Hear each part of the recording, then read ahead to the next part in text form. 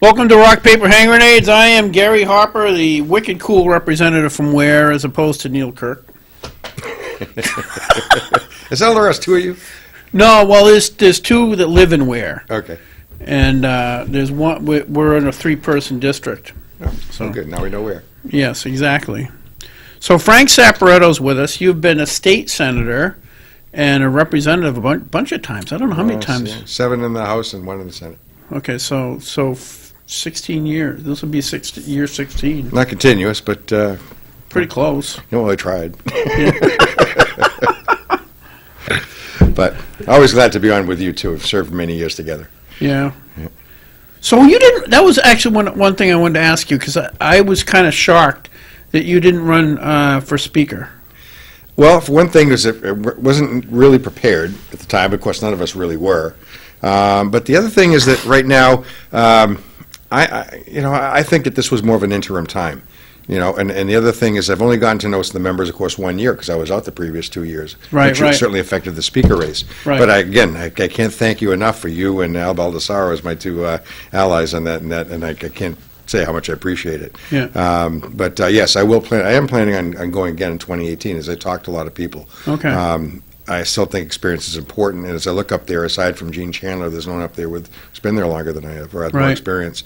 But one thing we didn't talk about when we elected the Speaker, which I was hoping there were questions about, was the cooperation between parties in the Senate. As you know, sometimes we can have get a Republican agenda accomplished in the House, and then we pass it over to the Senate, or vice versa, and it gets killed, or Christmas tree, or lined up over tit for tat, and which is unnecessary. We're all Republicans, and I think an easy way to avoid that is by getting the members involved in each of the decision-making processes. Well, actually, one of the reasons I refused to vote for Lori Sanborn is because I don't want too much of that. Mm-hmm. Okay, Andy Sanborn is a state senator, Yep. and if she was Speaker of the House, there would be too much cooperation and/or the possibility of abuse goes through the roof. Well, Andy's running for Congress now. Let's see what happens there, but if not, whether or not he stays in the Senate. I don't know what happens there. But I see what you're saying. But what I mean by having the Republicans, that we have a Republican agenda, we're on the same page on things. Right. But the reason why we end up in a Christmas tree issue, we're holding things up, even though we want to accomplish, is usually pride of ownership. And that happened back in the O'Brien era. It wasn't that we had too much communication between the House and the Senate, is that we had hardly any. Same thing when Benson was governor. I remember when he needed to get something done, he finally learned he could come into the Senate and caucus and tell us what his position was. Right. And it was much more effective than hoping that we were going to vote his way. Right. Oh, you were a senator when he was in? Yes, that last Okay. time we had a Republican governor. Yeah, he also was. I think he had some actually pretty cool ideas. He really was a good governor. I felt that his problem was with arrogance. He just assumed that, because he was used to being in charge, large and in charge, that when he got to this, became governor, it was the same kind of environment. Well, he got to tell you guys what to do and get to tell us what to do, and then we said, The thing is, he really didn't tell us what to do. He just didn't. We didn't know, what he wanted until finally to show up at the caucus. And in the Senate, it's a much smaller club. It's like every morning, it's like having your committee get together and discuss the bills and decide where you're going to go. Right. But having more like-minded people, because you're all one party. And Right. it's maybe at the time when I was there was 16 of us. But if there's a dozen or so Republicans in the room just having discussion, you usually get more accomplished than if you have a room full of 200 people, in the party like our caucuses are. Oh yeah, our caucuses. I hardly ever go to them because they're just so ridiculous. I didn't used to go at first, and then I started going afterwards, and now I enjoy going to see where people are, things, and getting to know who to contact on certain bills. Right. But as you know, when you introduce the bills, we don't have a lot of time to get co-sponsors and to find people who would be interested in signing on. So I think that process, I'd love to see that change as well. Right. That's one thing I would try to do as Speaker, is find a way to make that easier, so that we're more familiar with what legislation comes in, and also I think it would avoid duplication, because they'd be aware what LSRs are being filed, and that way they could become co-sponsors instead of rewriting the same bill. Yeah, I don't know. I remember, who was the guy that lived in Bedford? He was chairman of family law for years. Ed, you know who I mean. Anyway, I was talking with him a long time ago, said that there's got to be some way to reduce the quantity of bills, because you don't have quality of bills. You have quantity of bills. I think You've got people that, I mean, the thing is, if you look at it, the way I look at it anyway, is if you have a legislator that has a bill, right? Let's assume that it takes 15 minutes of floor time to debate the bill. Well, let's Depends on whether it's on consent, Right. not consent, Right. how many people, so let's just say 15 And if minutes. there's debate on the bill. Right. Yeah. But say, Okay. somebody calls roll call, that's an extra 10 minutes. Right, right. Okay, so just say 15 minutes as a sometimes theoretical average. Sure. All right? That's 100 hours of people's time you've just took. Well, if you're going to do that with every single bill, Right, okay, but so, aside from consent, also sometimes we vote there's no debate on certain bills. right, I get that. But there's also sometimes where there's 2 hours debate on Well, bills. but that we have to limit debate if we Right. do that. But how many of those, Gary, could have been reduced if many times they But come no, into just, similar let's just let me subject matter? finish my argument. So you got a person that introduces a bill, takes 100 hours of people's, these are volunteer time, too. You know, it'd be one thing if we were getting paid big bucks to sit there, but it's basically you're a volunteer. Right. I don't know what you make, but because of where I live, I think I get $15 a day, which barely covers gas and food, Yeah. and you eat cheap. So you barely break even each day. Okay, so that's 100 hours. Now, you've got some people that have 10, 20 hours. So they've taken, if you've got 10 or 20 bills. Right. So if you've got 20 bills, you're taking,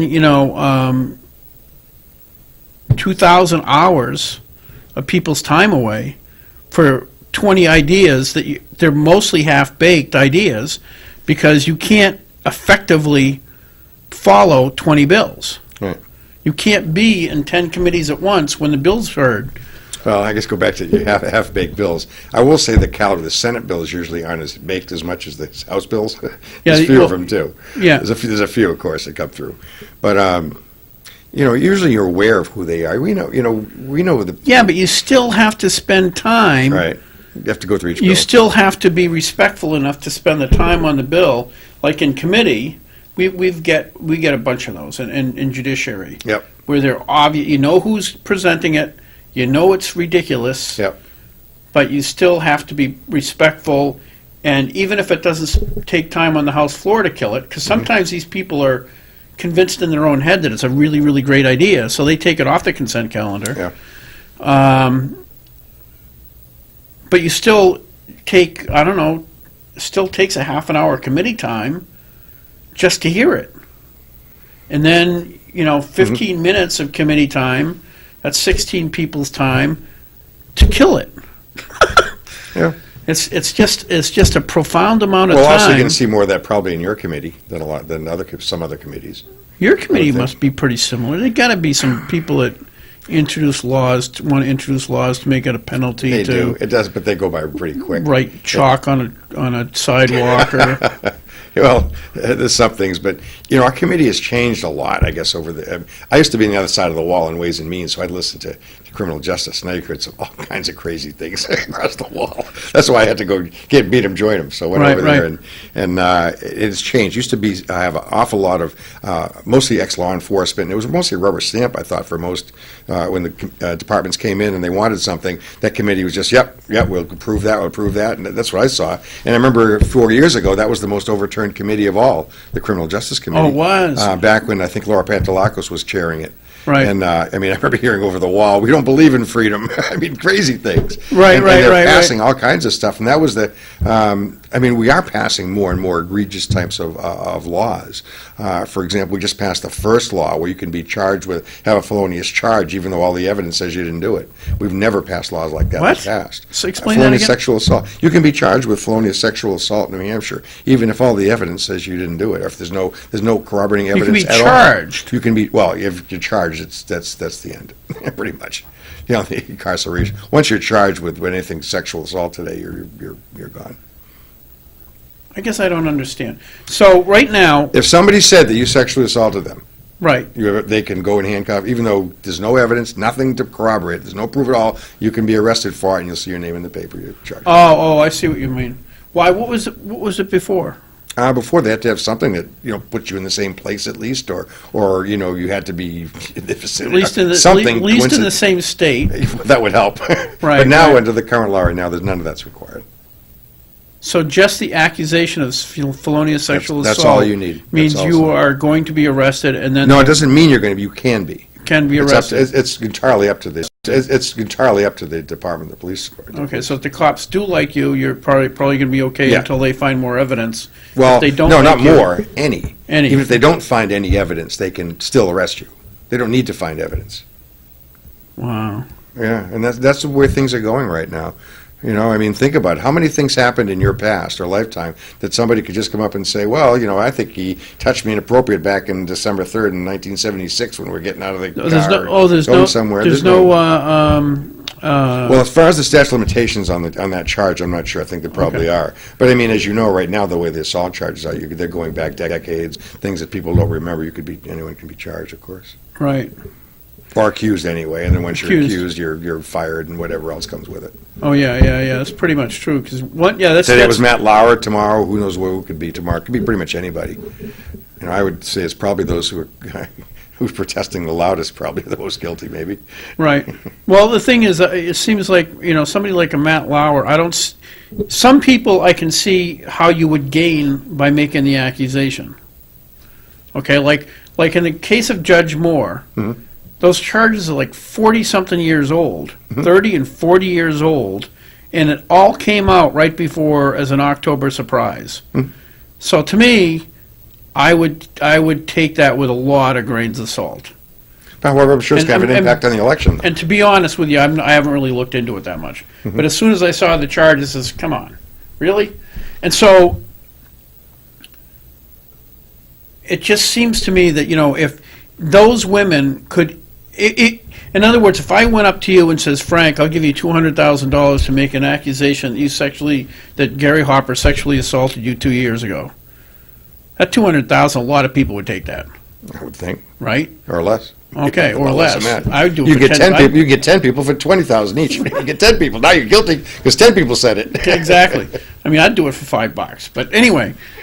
That'd be your bargain. Yeah. No, I'm just have no moral scruples.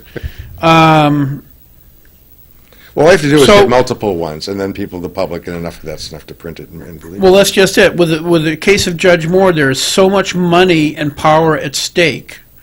The possibility that people are being paid or encouraged, and people that are being paid to go encourage, is very high. This is whether or not we get the Trump agenda through or not. Exactly. So there's a lot riding on this. Yep. So the possibility that that's abuse, because the man had run for office many times. Sure. Oh yeah. Different offices. Oh yeah. He was a judge. He took many. It was a lot of different things, and women had if there was legitimate issues, people had a chance to do that years ago. Now, if the women had come out before the primary and said, "Hey, Judge Moore did X, Y, and Z," I would have a lot more. Would find it a lot more credible. But right now, they wait right before the real election. So the only possibility is if it works, they get a Democrat instead of a Republican. Right. Remember the standard that we're using now. We're using unwanted sexual advances now as the standard for accusations. I don't know about you, but I wish I was batting 1,000 every woman I ever asked out. I wish they said yes. But if they say wait. Go back. Unwanted. They're now using the accusation based on, and quoting it, unwanted sexual advances. How do you know if she doesn't want it until you advance? Well, don't put the detail. We're not allowed to look at those details? What you do is you find out afterwards, and afterwards, if it was no, then you could be, and even though you might not remember it, you still can be. You got to admit it. What else can you do? I guess I don't understand. I guess I don't understand. Like if I went up, to a girl and start talking to her and ask her to dance and all this other stuff, and she says no, that's not sexual assault. No, but you may have committed an unwanted sexual advance. How? based on the current definition of it. Really? Well, sure, she may not have wanted your advance. And as you remember, you recall it years later, you might have recalled it differently as being yes or no, but she might have taken it as a severe insult. No, not if It doesn't matter how you meant it, but it matters how they take it, because in today's society, people have a right not to be insulted. So that's why, I'm talking to a snowflake out of high school who thinks that somehow hate speech is prohibited in the Constitution. So I gave him a copy of the First Amendment and asked me to please show me where it says that. You did actually talk to Of course I somebody? did. Oh, they believe this. They now, believe this is it? what's happening in the school. Remember I told you on the last show, we talked about how a lot of our today's generation society has no idea about what the Constitution means or taught about it. Some of them are learned about it in the third or fourth grade. So by the time they get to high school or by the time they're adults, they've forgotten it. They don't know how brilliant that document really was. Oh, I know. Or the parts about it. So, and one of the biggest things now in today's society is whether or not you're offended or not, whether or not something you said offends somebody. It's not it's not what you mean when I try to communicate to you, it's how you take it that matters now. And for some reason, if you're taking it offensively, there's a crime involved, and it must be investigated, and and so forth, a grand jury and so forth. But this is really what we're at right now. So, So you're saying under the way that the people are looking at this, if I went up to a girl when I was 18 and said, wow, you're wicked good looking. that could do it. That could be an unwanted sexual advance by today's standards. And remember, you're going by your 1927 standard. I'm sorry, what year was that for you? But you're going by standards that we all grew up with. Those aren't the standards today. It's like reaching over and kissing a girl. Okay, most women, this is the insanity of it. Most women want men to be aggressive. Sure. Not. I'm not saying. They want them to make the first move. Make the first move. Sure. Okay, because otherwise, that's the way it is. That's the way it's been for a long, and they expect that. Women expect men to have a certain amount. I've of yet to have a woman get a car door for me, but I would Right. get it for them. Right. It's expected. So now that first, which is technically aggressive, because you're reaching over and trying to kiss them, and if they back off, then you say, oh, okay. That's a clear unwanted sexual advance. That's a if you're in clear politics, that could unwanted get you fired. That could do quite a number on you today. I mean, this is we're growing up now, but it works. So when are they coming out with? When are they? Well, I'm coming waiting out for with them to those charge a woman sometime with one of these, but that doesn't really generate. That's not very. It doesn't make news. When are they coming out with those robotic sex dolls so guys can say, "That's it, I'm done"? Well, if you mention that around, though, if you're with a female coworker, they could take that as an innuendo, and then you could also be charged with unwanted sexual advance as well. Remember, That's an innuendo? Well, again, Gary, it's not what you say or what any men say, it's how it is received that makes the difference. Wow. And that's the way society, that's how the standard for society. You Today, realize that people aren't going to reproduce pretty soon. well, everything goes in a pendulum. And after every male there is that falls, I guess it won't end until every male just says, okay, I resign, or I admit my guilt, I don't remember, I might remember it or don't. And every man is either lying or just doesn't remember that they committed a sexual assault some way, and until they admit it, and they're susceptible. So if you can raise in the ranks until a certain power, this is a good way to. Can you give me take an that person action? out. Because the sexual assaults that I've seen on TV are people like. Assault is different. Remember, assault is crime. Okay, but just the crime ones is sure should be prosecuted and this- absolutely fine. What's Franken, right? Right. And Now those he was cases, grabbing women's butts while they were supposed to be taking like a selfie together. Mhm. Okay, I get why that's wrong. Yep. I get, and And I can show you some pictures of some women doing the same thing to my butt. I've had my butt grabbed on the floor of the house years ago. no, Yes. But I didn't take it offensively at the time. I didn't feel offended. Right. And by for me, but by today's standards, things are different, I guess. yeah, because if we go from, grabbing the girl's butt is, I get why. Reverse that, Gary. Do it the other way around. What if it's a girl grabbing a guy's butt? Oh yeah, I've had my butt. Yeah, but your padded family doesn't and count stuff like that. that, It doesn't huh? matter. It doesn't matter when you were born. You probably needed it when you were a kid. No, You no, needed no. This is spanked, when I'm I was sure. older. Oh, okay. But I was also married, so I just ignored it and moved on. But yeah, I don't know. It's getting pretty rocky. Like, I don't know what Matt Lauer did. I have no idea, or Garrison Keillor, or what would you say, one of the directors No, at NPR. National Well, Propaganda there'll be Radio? another one tomorrow. There'll be another one tomorrow, and the There'll day be another after, one and this will tomorrow. continue. My only concern is that it gets to the point where now you just use it to topple people of power, or men of power. Let's talk about it. This is, again, let's talk about men.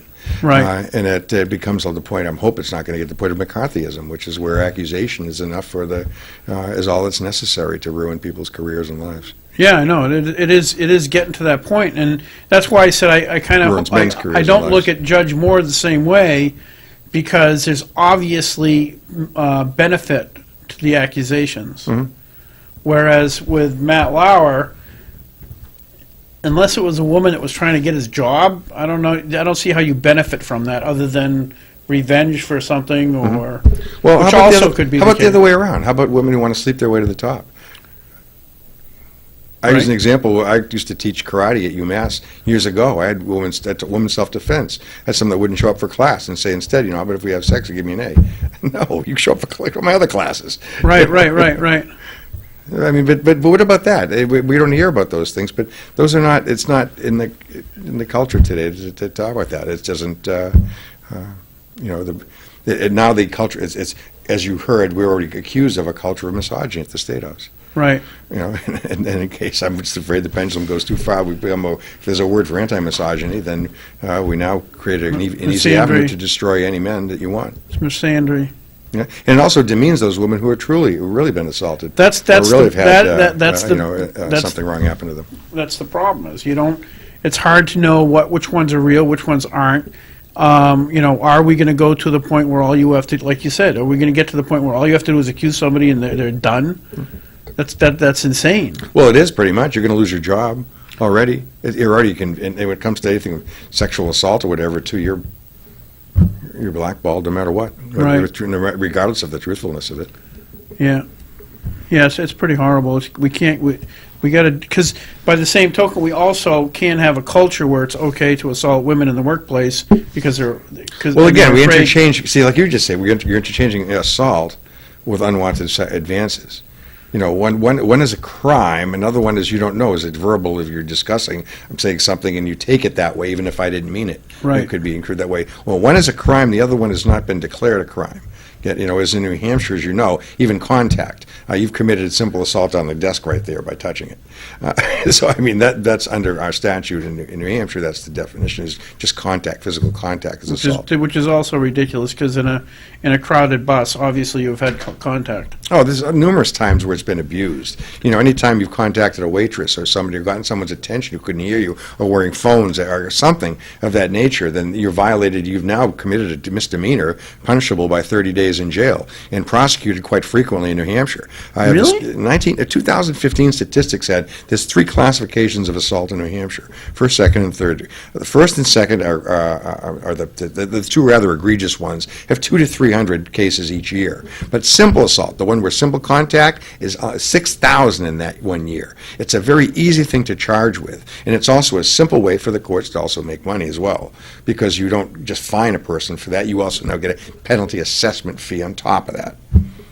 Wow. So it's become quite a business, to draw money in, and it's a great way to arrest people. In fact, I'd be surprised if not. I think the statistic we're looking at was that if you've lived in New Hampshire and you're a male for more than 25 years, you've got a 50% chance of having a charge placed against you. New Hampshire arrests and prosecute more people than almost any other state. We're in the top tier.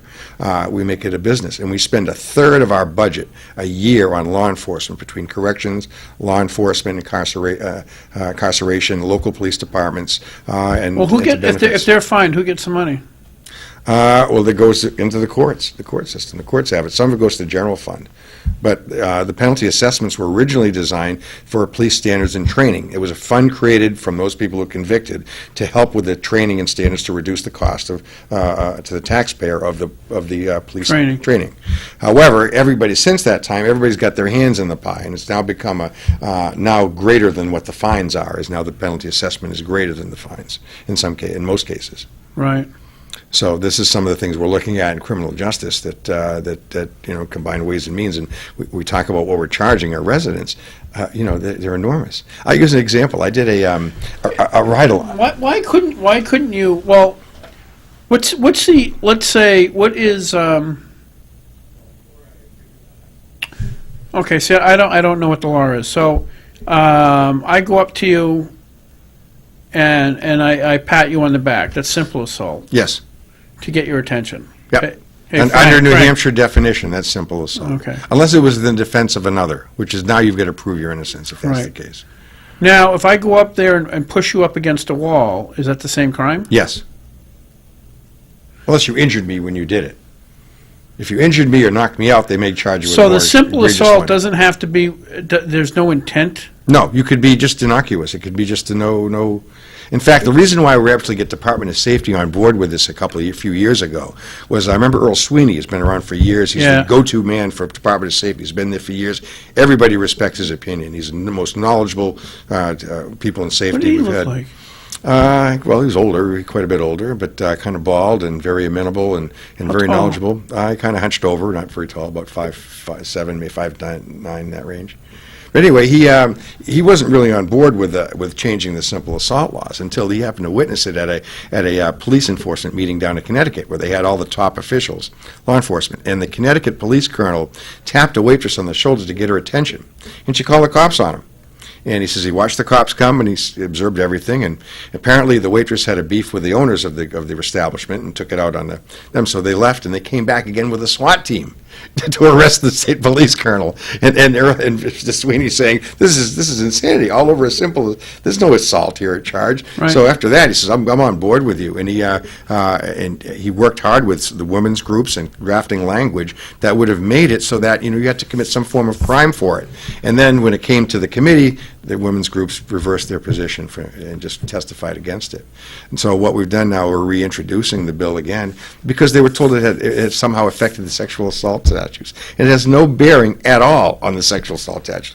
All it says is that in order to charge someone with assault, there has to be something bad, malintent. There has to be a crime. There has to be Right, something right. wrong to provide such a serious punishment. Okay. And that's really what our Constitution says. The punishment must fit the crime. Yeah, it really should. I mean, you can't, like you say, if you're trying to get a waitress's attention, you tap her on the shoulder. That happened right here on Elm Street. You used to Right. go to a legislator. Oh, really? Yes. I mean, like if I went up to try to get a waitress's attention, I grab her on the butt. That's different. That's sexual assault. That has nothing to Right. do with the bill with the simple assault. Yeah, law. see. That's a different charge. Okay. But simple assault has nothing to do with sexual. It just all it states, it says it right in the statute. It's physical contact. That's all. Any form of physical contact. That is insane. Yes, however, that is what the statutes we use. So now you have that. You are now an assaulter, and you've got to live with that stigma the rest of your life. Wow.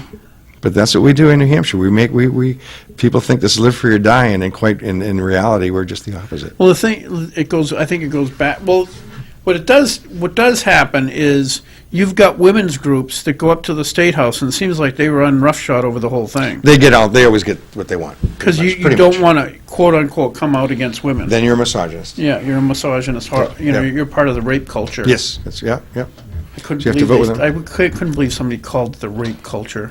This is what we're dealing with up there. You have, and no man is safe. No. No matter what, you might just don't remember of your past. You're either lying about your past or you don't remember it. Right.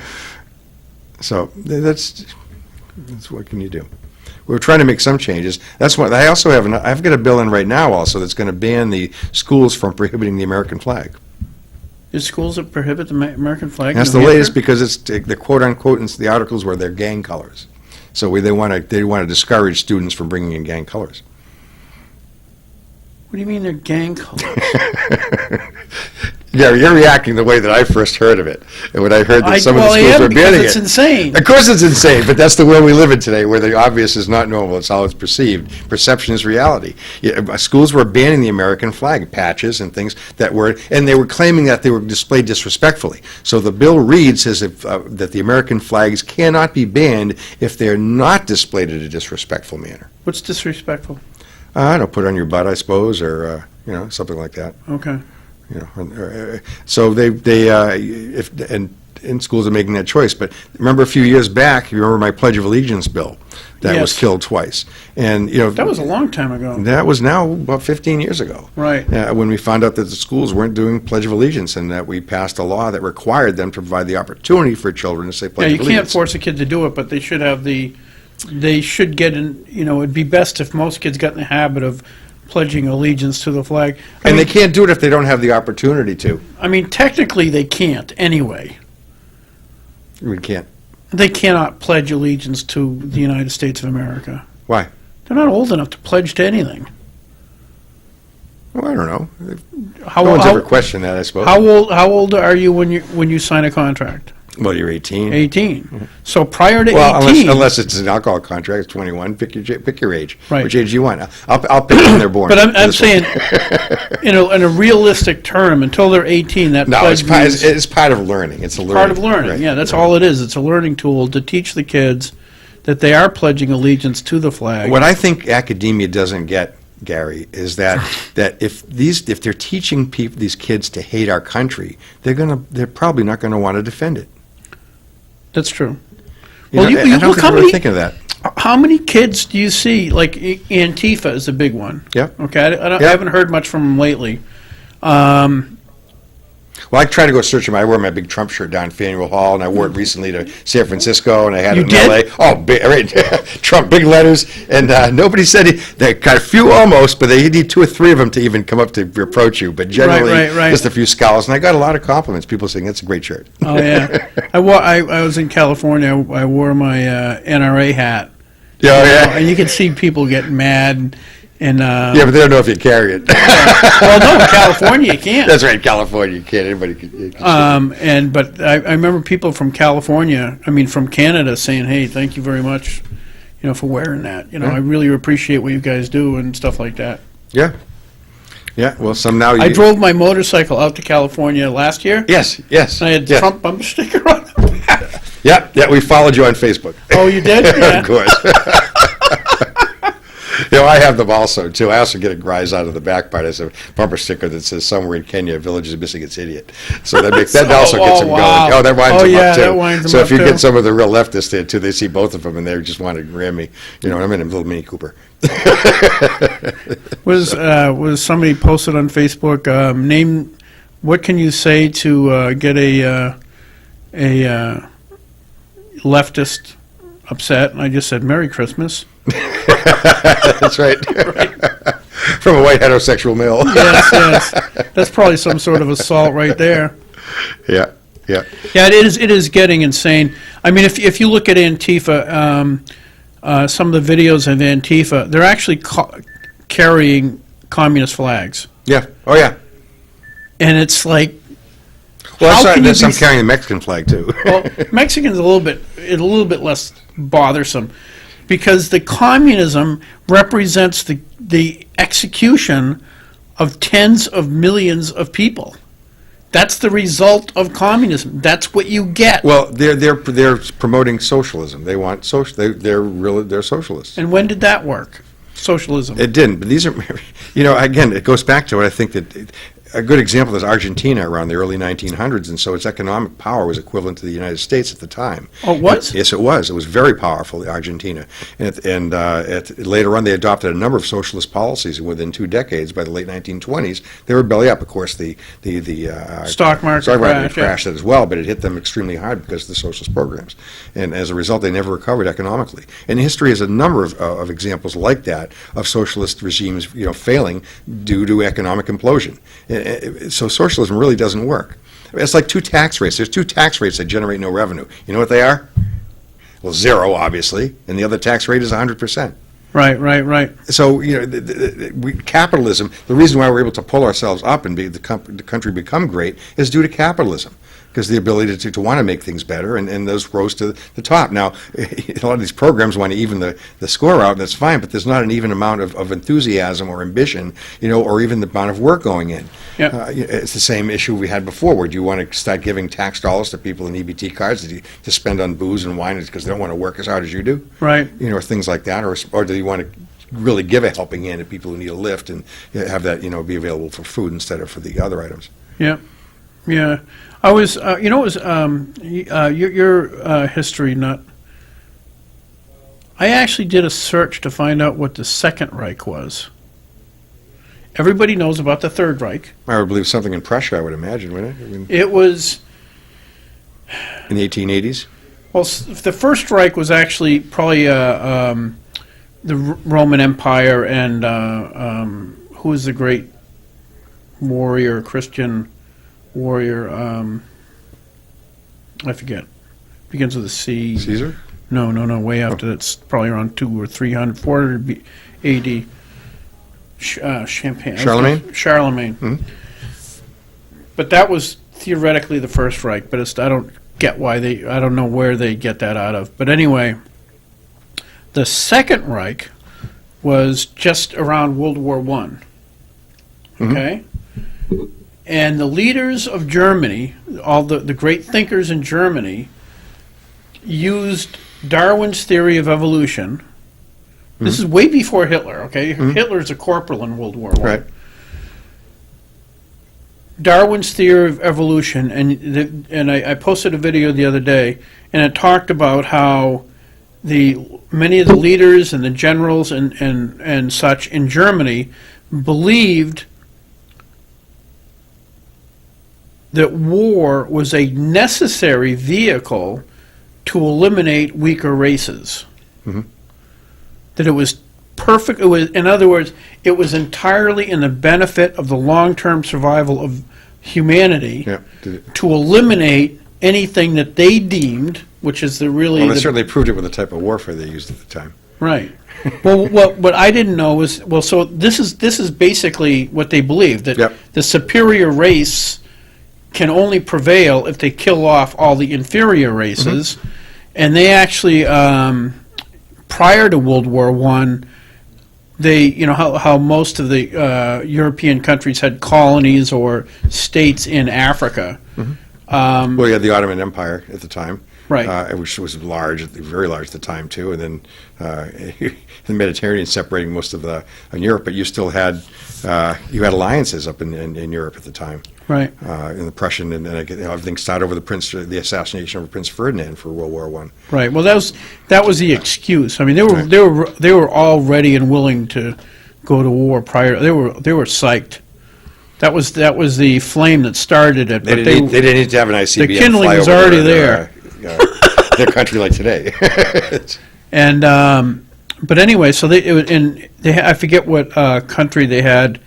Germany had control of in Africa, but they felt like the indigenous people there were inferior, so it was okay to just start killing them off. Well, same too for South Africans too at the time when the British colonies. Right. As well as India. And they started the process of killing them off, and some of the German people got wind of it, and they got upset. So what they did is they says, okay, we won't kill them off. We'll put them in concentration camps, which killed off about 80% of them. And but so the first. Well, you know what Great Britain did to solve that issue in India? No. They created Pakistan. They separated the Muslims and the Hindus. And Lord Mountbatten Okay. in charge okay. of that. When we were in Pakistan, when we were there, it was very obvious. They still blame Lord Mountbatten for most of their social ills. Okay. Because the Muslims and the India with the Hindus and Pakistan with the Muslims. the Muslims and the Hindu are still fighting. That's it's hard to. Again, my expertise more is in American history too. Oh, than I would okay. say. Oh, you know, I do Revolutionary War reenactments with Representative Welsh. Oh yeah. He's got a nice 6-inch cannon that makes a nice blast. I got one this big. I made for my dad. Oh yeah, really? Yeah, I got to show it to you sometime. Black powder fire. It fires black powder. It takes regular 12 gauge. Oh, okay. All right. Let's take fistfuls of black powder. Well, you can put fistfuls of powder too. Really? Oh yeah. You'll yeah. take it? Okay. I'll take anything, and except my brother. Right. My brother says, "What can this take?" I says, "You can't blow it up. I made it out of 3-inch diameter stainless steel, Okay. and it was yay long. It was interesting. I called up So it's that thick, the barrel, with the size of the barrel. The barrel is that big around, Okay. Yeah. at the breach. Now, at the end, it's only about, inch and a half or inch and Okay. 3/4 or something like that. But the breech is 3 inches thick. Oh, yeah. Okay. Oh, yeah. It's not going anywhere. Okay. And it's got like a 1 1/4 inch diameter thread for the breech plug. Okay. I think 1 1/4 by. You never brought it to Legislative Firearms Day and fired it off, did you?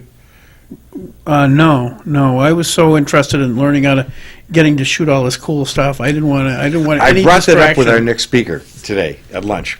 Oh, you did? Eugene, says, we really miss, I think that, and- we went through a period of dumbing down of the legislature when Marty Gross was part of the Ethics Committee, when they eliminated Legislative Firearms Day and Ski Day and those types of things. Ski, that was the only fringe benefit that I actually ever got to use as a state we'll get to that. legislator. We can do that, but firearms. It's so upset because I used to. agree. Okay, I don't live there. Yep. It's like 2.5 hours or 2-something hours to get there. Yep. I used to take my grandkids up and take them up on the tram. Well, you were there in Sunapee. We could ski at Sunapee. Huh? I skied at Sunapee. We owned Sunapee also. Oh, I didn't know that. But anyway, I used to use the tram to go up during the summer. And I used to do it a couple times a year. Yep. So I would get 2 free tickets. Yep. And you know how many hours we put in as legislature. That's really not. Right, this is really not. It's Well, nothing. Marty Gross, when he became chairman of the Ethics Committee, said that was beyond what we were supposed to get. We're overcompensated. So as a result, they eliminated that along with the Legislative Firearms Day. Now, here's where the detriment to the public comes in, is almost many of the legislators' knowledge of firearms comes from that educational, put on by the NRA and by the law enforcement communities and those who brought those guns there, that taught us about them and gun safety and how they apply. Right. I mean, you've got Democrats out there who think you've got clips that fire 1,000 rounds in a minute. Well, there's idiots in New York, or was it New York or New Jersey, that are trying to pass a law against muzzleloaders because they were talking about rapid fire muzzleloaders. They obviously have no clue what they're Who talking a about. muzzleloader is, exactly. So you need to have that type of education. That's something where the legislature needs to reinstate. And I brought that up to Gene today, and he wasn't even aware that, because I believe Sig Sauer still has some type of function that they were. saying Yeah, that- but I don't think you I don't- can it get it for wasn't the free. No, it was not the same. No, it wasn't the same. So I said, we really need is the education on the firearms, too. And I use a good example in the ski day. One of the last years that we allowed skiing for legislators, at the time, they had expanded the base. They had ski day. I remember that. Okay. They had ski day, and also you could get 2 free tickets as a legislator. And at the time, the last year we were allowed to do that, I remember they had they expanded the alcohol license in the base in the lodge down below. So what they did was they bumped the lodge to the top liquor license, so they couldn't sell alcohol. And as a result, the woman who was running it up there was going belly up. She couldn't survive. And she shouldn't have had her license done. Had we not been skiing there that day and contacted Dredd and got things rolling again for her to get her license back, she would have gone belly up.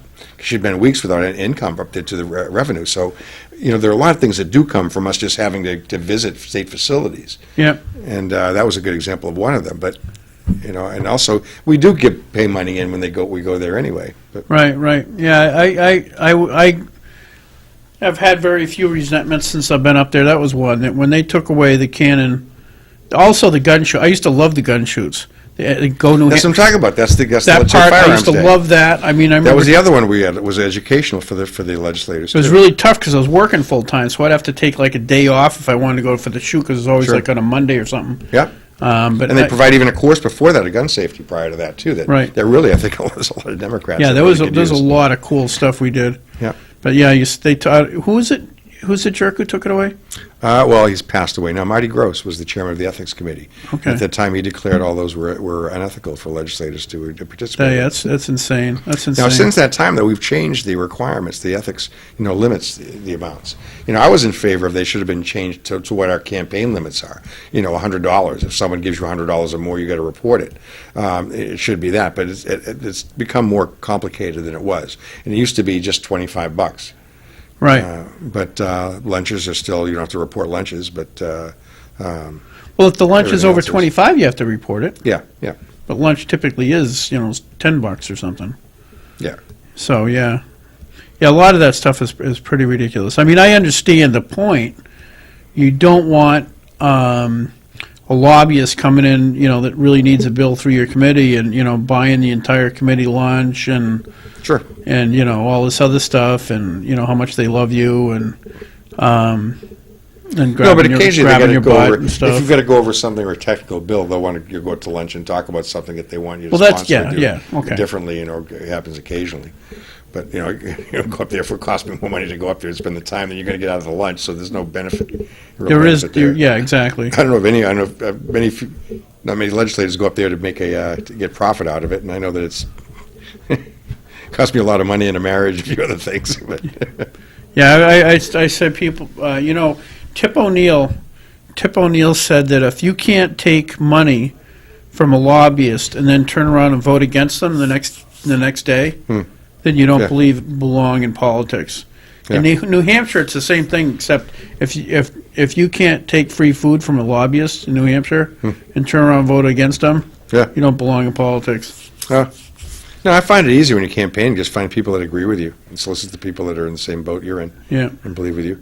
For example, I got one bill, I'm in securities, but there's, we have a citizens legislature, and our experiences pretty much, drive a lot of the bills. Right. Things that happen to us. Our Constitution, for example, one of the other bills I have in, it says that our Constitution says that no corporation has higher authority than our state. Right. And that's in our Constitution. Yet we've had for years operating in our state a corporation in finance that's exceeded the authority of our state and the Securities Regulation Authority, and that's FINRA. So I don't even know what that is. FINRA has now, anytime you ever deal in securities at all, or banking, whatever you've got to deal, it has to be approved by FINRA, which is a private corporation whose executives make millions of dollars, they're very wealthy, and they find you and they're supposed to be self-regulatory. However, they've become so red tape and onerous now, where they've become almost a detriment to the consumer in many cases, because they're with over-regulation. And to the point where now, our own Bureau of Securities Regulation will demur to what the corporation dictates to you in FINRA. So I said, well, wait a minute, that's not what our Constitution says. If FINRA tells you as a rep or a securities or somebody in the finance to do something, and the Bureau of Securities tells you to do it differently, X-wise, they want you to comply with FINRA, not with your regulatory authority, and that's wrong. Right. The regulatory authority should be a regulatory authority. So in that case, a regulatory authority should also have the ability to fine FINRA for violating their law, if it does happen. Right. Just to have that authority, and they've always had that, but they don't operate that way. So we've strengthened the laws to reaffirm them that their state does have authority over all corporations operating here. Yeah, it's really ridiculous that you have to rewrite laws to confirm something that everybody knows or it's already in the Constitution. Right, because of the way sometimes the way they're interpreted. Now, as you know, we've got Bill Gardner, he's a great defender of our Constitution. Yes. And he's always been very good about it. And actually, I discussed it with him before I submitted the bill, and he says, you're absolutely right. It says right here in the Constitution that no corporation can.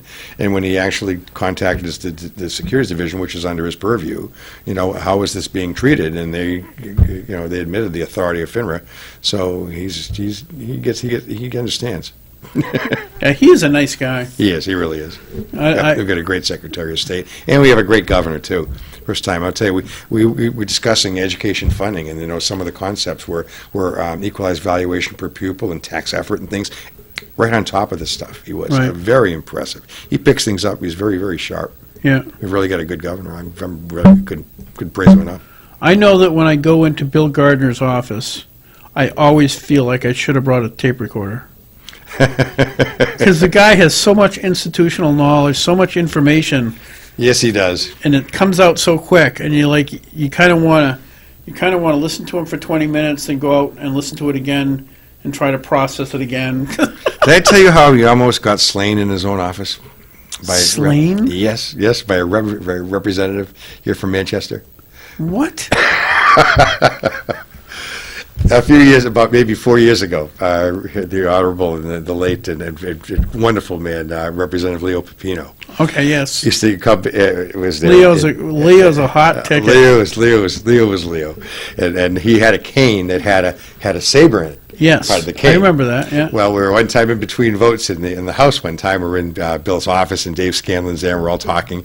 And Leo says, "Oh, you're going to see this." And he whips the cane out, and he whips it right by, and it goes right by Bill's throat. No! And he goes, "Nope." And Bill says, "Jesus." He goes back. He probably missed him by about 3 inches. Wow. Right there, slashed it right across him. See what's in there? No way.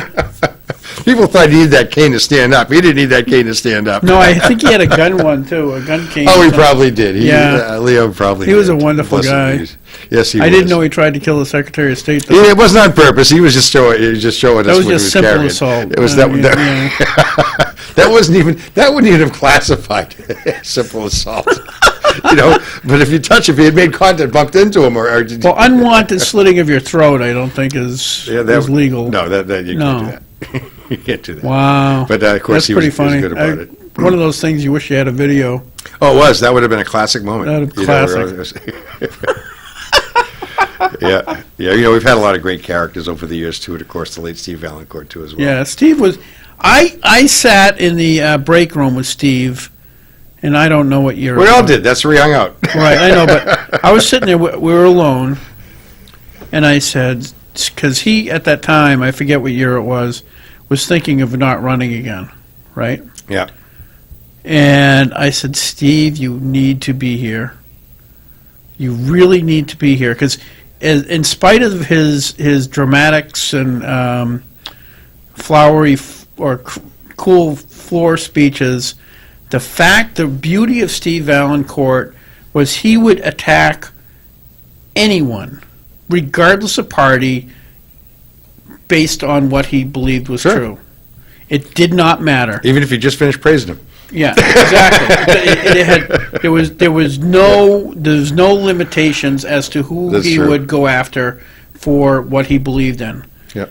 And it was that tenacity. And the thing is, he's really bright. Yep.